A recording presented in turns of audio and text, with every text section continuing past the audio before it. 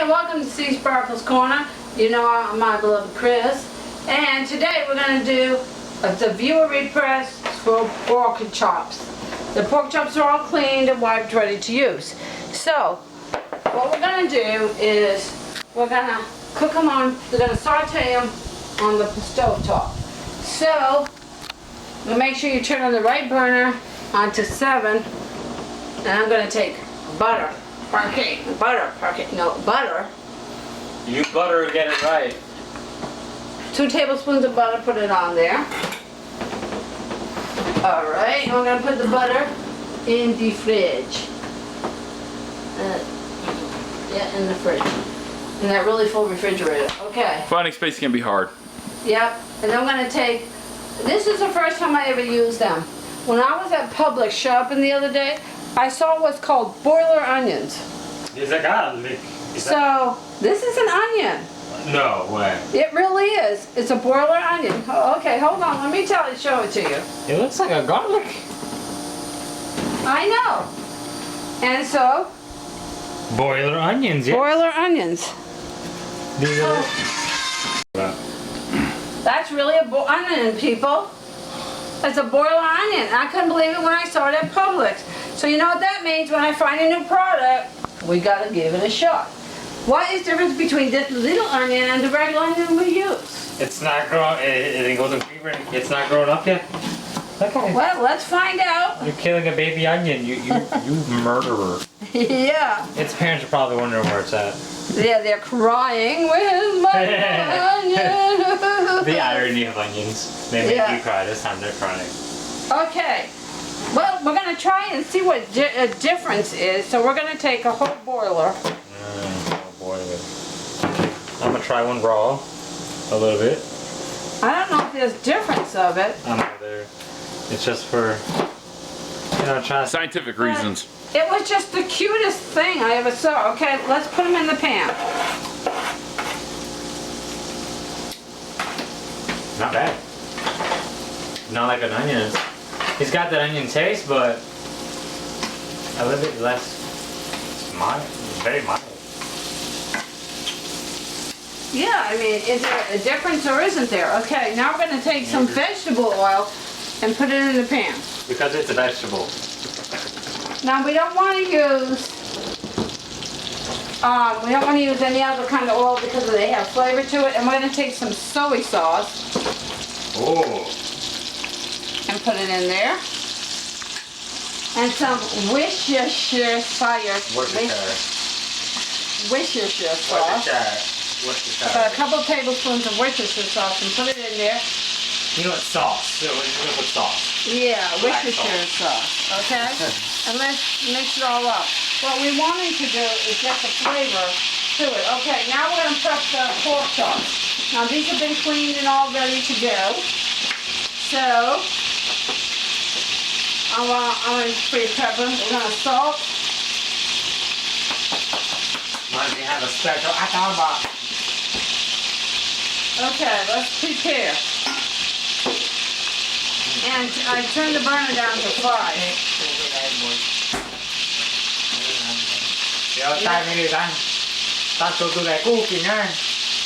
Okay, salt. I wish you could smell the smells. It's so good. They can smell it. Pepper. They can smell it. You smell that, guys? Okay. Some basil. Oh. And a little bit of garlic. And then we're going to rub it. Alright? And we're going to do the same to the other side. Keep one hand clean and the other hand for yuckiness. Yuckiness. And remember, kids. Tell your parents you want a pork chop. Okay. And a pinch of garlic, okay. Alright, and we're going to do this. You saw what I did? We're going to do this on every one of them. Now, Chris has got that covered. Now we're going to put the pork chop directly in the pan. And we're going to let it cook. And we got to do the same thing to to every one of the pork chops. We're gonna seasparkle it up. Seasparkle it away. Pork chop seasparkle style. Alright. But people trying to sleep. Alright, now, Calm down, please. you do not want to eat underdone meat of any kind. And so you want to Seasparkles Corner does not condone or endorse or suggest the consumption of raw or uncooked meat. Unless it's ham. Unless it's ham. Or turkey. Not even in those So you wanna cases. keep- Or squirrel. So you want to cook your meat 3 to 5 minutes on one side, and then turn it around and 3 to 5 minutes on the other side. Yeah, I got the ham. Okay, I got that one side done. You know how we did it? You want to do it on every one of these? Yeah. Okay, well, Chris is prepping all the rest of the pork chops. But we're going to be cooking this one, totally. Now, I want you to look at the pork chop for a minute. You see this pork chop, it's about 1/2 inch thick, and you see it's got fat around it like that, and it's got a little line of fat to it. That is what's going to make it tender, because you don't want dried out pork chops. You want them tender and juicy. So that's what you get. And then you need this little giddy right here. And so you can turn your pork chops. And then you got another helpful lifter here. I want to put this pork chop. Here, right on the plate right here after you prep them. Alright, see, so now this is how you pick up a pork chop like this. So you pick it up like this, turn it away from you like this, and down like this, okay? Now, if you get a problem with lifting up on your pork chop, see what's going on here with this? Is it lifting up? Take your knife and go like this. Hold it down with one thing. It's the fat that's doing it. And just make a little cut like that. And see?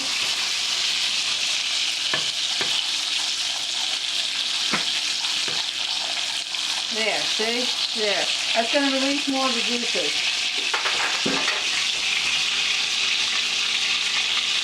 Alright, now I'm going to get another plate.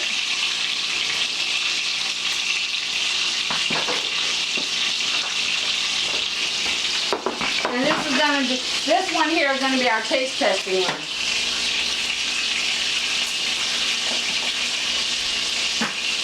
Pork chops are good, but they are messy.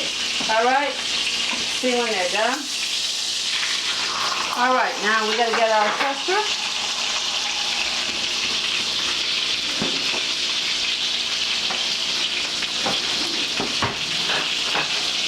Now, we're going to see if our pork chop has a temperature. So, for pork, you want it 170 degrees. Put it in the thickest part of the meat. Whew. Just probe it. Okay. Yeah, that's the other way to do it. You have to cut That it meat is too Just probe small it. to do. So we're going to probe it and see if it's done.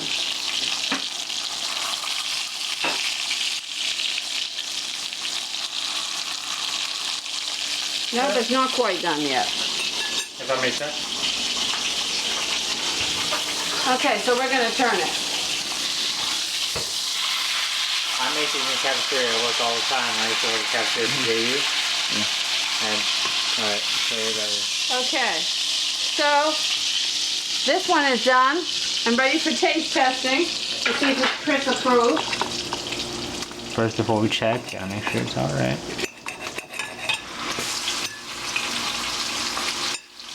A little bit longer. Got a little bit of pink in there. A little bit longer though. Huh? A little bit longer. You have a little bit of pink right there. Yeah, you didn't probe it right. All right. You didn't get a good sample. I mean, this baby looks like it's done. All right, we're going to put it back on there. It all determines on the inside.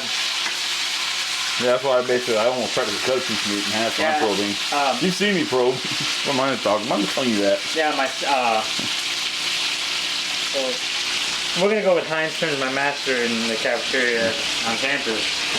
He told me when you make meat, make sure you cut it open. If it's depending on the meat. If it's steak, then you know the rarity is steak. But anything else, you have to make sure you cut it open and probe it.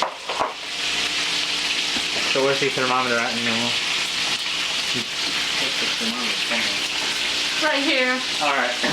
So We want it to be 170 degrees. I'm gonna put it in the little probe spot right here. It's already probed. Yeah, that means too narrow to get it. It won't work. It's too narrow for the thermometer to work. No, it's working.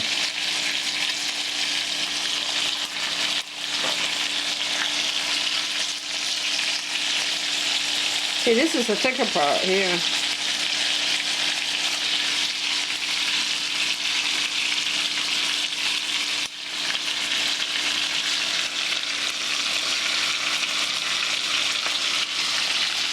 This meat is too thin for the thermometer to work.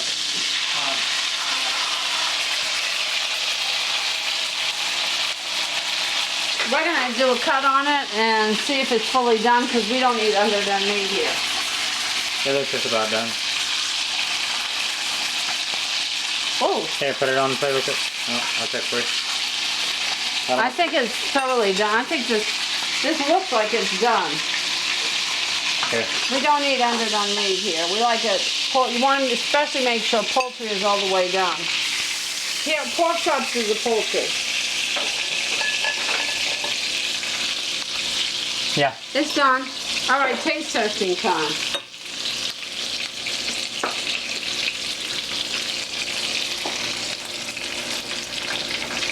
It's done.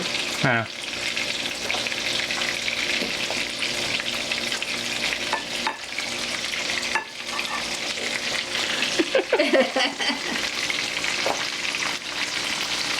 That meat's too small for the thermometer to get enough. Actually, it's getting. It is? It's past 140. It's a certain angle you must do. And we are precisely at...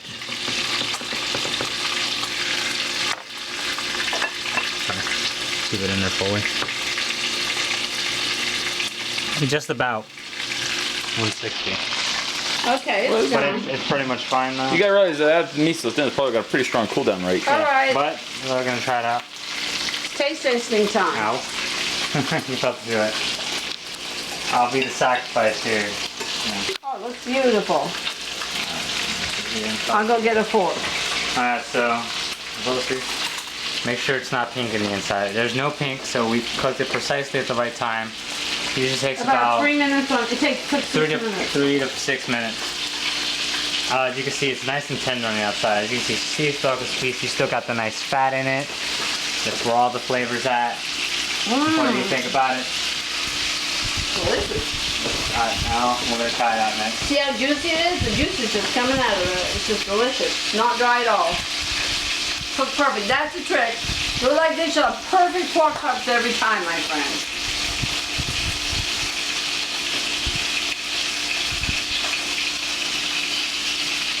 Has some bone, but it's okay. Well, you're not supposed to eat the bone. It's got a bone in it because it's pork chop. No, but it's tender. You can taste the seasoning sucked into the oil to make the flavor of said pork chop. We weren't able to answer the question if those little mini boil onions were really any different, but I just figured that out. Actually, there's a way. We'll have to do a test on them separately. Put them in the bowl. Okay, and there you have it. Perfect pork chops every time. As we make the rest of them up and as we have dinner. Right. Thank you for the viewer request. We enjoyed it, and I enjoyed sharing my perfect pork chop recipe with you. And as always, the fun never ends with Seasparkles Corner. Hugs and kisses from my family to us. Bye, everybody. Arrivederci. Enjoy your meal. Feel free to subscribe.